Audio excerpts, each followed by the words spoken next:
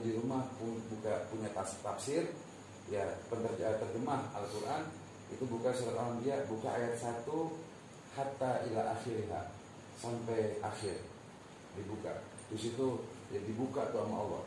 Ya kan, sifat manusia bagaimana, ya agar menjadi sifat Nabi gimana, perbuatan manusia itu seperti apa, ingin bisa jadi perbuatan seperti Nabi itu gimana, itu surat Al-Anbiya. Nah ini ayat 88 juga Masya Allah. Mangga Ustaz Ustaz ya, tarjim di ayat ke-88 yang artinya, maka kami kabulkan doanya dan kami selamatkan dia dari kedukaan. Subhanallah. Dan demikianlah kami menyelamatkan orang-orang yang beriman. Maka kami kabulkan doanya. Kami kabulkan doanya. Jadi di dalam surat Al-Anbiya 87 di situ dikatakan, ya Allah, saya ada di dalam kegelapan. Ya, kenapa gelap? Karena hidup saya begini-begini terus ya Allah. Hidup saya begini-begini terus ya Allah. Kenapa kok begini-begini terus? Saya nggak bisa tahan dengan hawa saya. Saya nggak bisa tahan dengan nafsu saya. Saya nggak bisa tahan dengan perbuatan salah saya. Saya tidak bisa tahan dengan keinginan saya. Saya pengen ini, saya pengen itu, saya pengen ini. Karena saya terlahir dari seorang anak yang susah. Saya terlahir dari seorang anak yang miskin. Ya Allah, saya ingin menjadi orang kaya. Wah, itu manusia. Kayak Namrud. Ya. Na'udzubillah min. Jadi akhirnya di dalam surat Al-Anbiya ayat 87 dia menyadari, baru dia tatap itu, dia yakinin Allah, dan dia berkata, ya Allah, saya zalim, saya berada di dalam alam kegelapan. Betul apa enggak? Saya berada di alam kegelapan ya Allah. Kenapa saya ada di dalam alam kegelapan? Ternyata selama ini saya menyembah dunia, saya menjadi budak dunia. Ternyata tidak ada yang bisa terkumpul 1 sen pun ya Allah. Justru yang ada simpanan ini keluar semua. Aku simpan, keluar. Aku taruh, keluar. Aku ipat-ipit, habis. Kenapa enggak? Maka dalam sadar akhirnya masuk ke dalam surat ayat ke-88 yang artinya adalah, maka kami kabulkan doanya dan kami selamatkan dia dari kedukaan. Maka Allah ya Allah, tubu ilallahi taubatan nasuha. Tubu ilallah taubatan nasuha.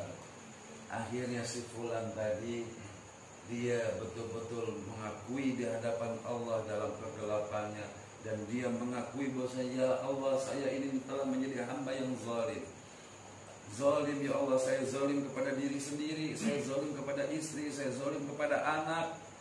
Macam mana saya sebagai manusia kepala rumah tangga, macam mana saya sebagai seorang anak ya Allah, macam mana saya sebagai seorang istri yang bisa memberikan contoh kepada anak saya di saat suami saya sedang bekerja. Saya bukannya memberikan contoh kepada anak saya sebagai seorang istri, saya bukannya memberikan contoh kepada anak saya sebagai seorang istri, tapi saya meracuni anak saya ya Allah. Saya katakan bahwasanya ayahnya jahat.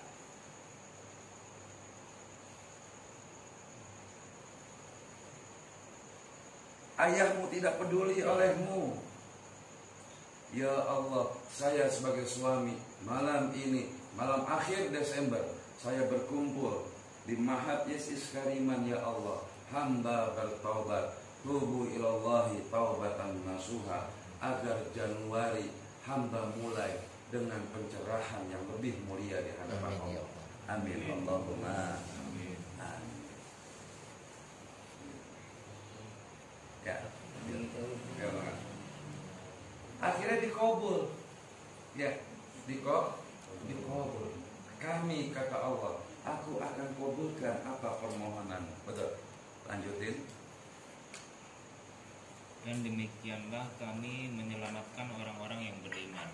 Dan demikianlah kami ini, kata Allah, menyelamatkan orang-orang yang beriman. Menyelamatkan orang-orang yang beriman. Nah sekarang kita ternyata Pak, ternyata ini rahasia. Allah itu menyelamatkan orang-orang yang beriman. Allah ini menyelamatkan orang-orang yang berarti di sini ada sebuah pernyataan dari Allah. Apa pernyataannya? Orang Islam dia belum tentu beriman, betul? Betul Pak? Orang Islam dia belum tentu beriman. Orang Kristen dia belum tentu beriman. Orang Buddha dia belum tentu beriman kalau dia tidak menjalankan agamanya dengan tepat dan benar. Betul? Maka yang akan diselamatkan oleh Allah sekali lagi adalah hamba yang beriman. Maka bersyukurlah kita kepada Allah kalau hasil pencetakan kader mengikuti jejak tapak jelas para wali yang dibentuk oleh Abi, kita menjadi hamba yang merdeka. Amin. Dengan adanya kita menjadi hamba yang merdeka, perekonomian kita butuh. Tapi jangan perekonomian kita butuh, tapi lebih butuh kita kepada Allah. Betul? Betul enggak? Perekonomian kita butuh, tapi lebih kita butuh kepada Allah. Maka barang siapa yang bisa sudah mengikuti hasil pencetakan kaderisasi, di sini tempat cetak, maka di sini ada cetak PDH. Karena di sini tukang cetak, mencetak kaderisasi. Kader apa? Kader manusia yang bisa masuk ke dalam golongan Rasul nantinya, masuk ke dalam golongan para nabi. Berarti jika kita ingin menjadi manusia yang akan masuk ke dalam golongan para nabi, berarti yang kita ikuti, yang kita jalani, contoh-contohnya adalah dari dan melalui perjalanan para wali. Betul apa enggak? Karena kita tidak bakal mungkin langsung kepada nabi kecuali kita melalui para wali. Ya,